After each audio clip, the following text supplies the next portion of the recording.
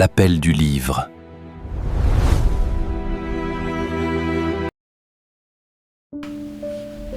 Après plusieurs rendez-vous autour des livres et de ceux qui les font vivre, la chronique évolue et devient désormais l'appel du livre. Oui, un nouveau nom, pour une approche plus immersive de la littérature, où les histoires se découvrent aussi à travers la voix de celles et de ceux qui les écrivent.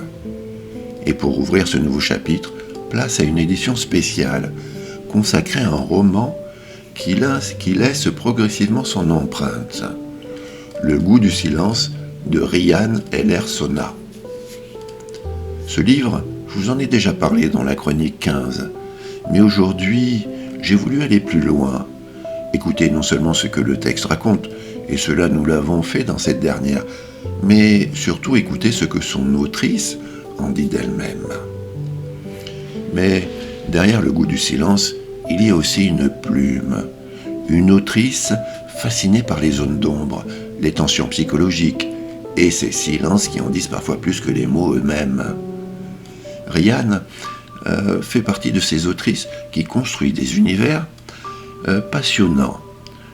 C'est une autrice qui aime les thrillers psychologiques et elle explore les zones grises de l'âme humaine à travers des récits tendus, sombres et profondément émotionnels.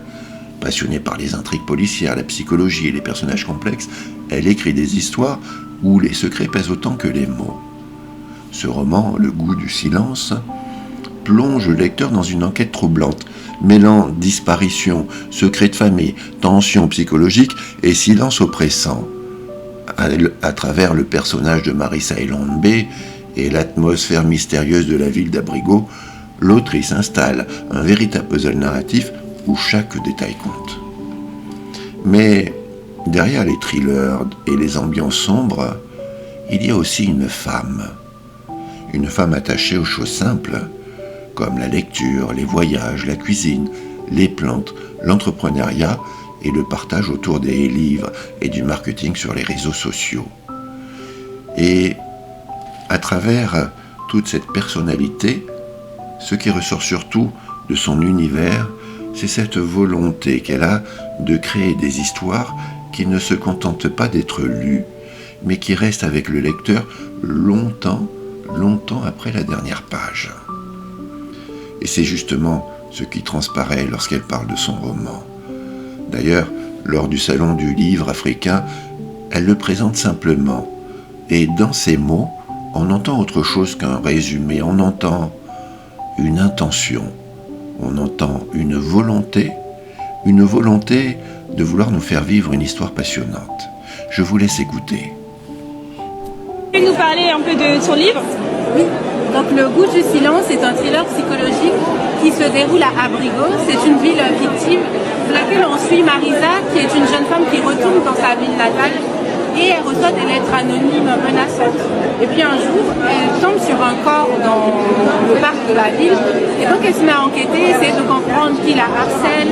Est-ce que le meurtre est lié à ces lettres ou pas? Qu'est-ce qui se passe vraiment dans cette ville d'apparence tranquille? Donc voilà, si vous aimez les polars, les thrillers, la tension, être un peu stressé parfois, je pense que ce sera bien.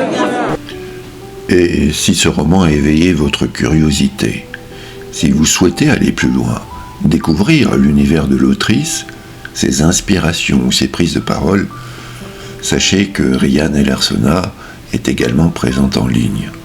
Vous pouvez retrouver son site internet, ainsi que ses pages Instagram et TikTok, où elle partage régulièrement autour de son travail et de ses projets. Nous vous encourageons vivement à y aller faire un tour. Et pour celles et ceux qui souhaitent se plonger dans le goût du silence, le roman est disponible directement sur son site, mais aussi sur Amazon.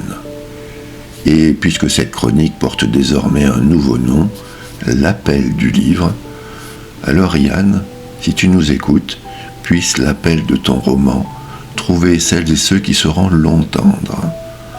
Nous lui souhaitons une belle route, de belles rencontres et une longue aventure entre les mains de ses lecteurs. C'était l'appel du livre.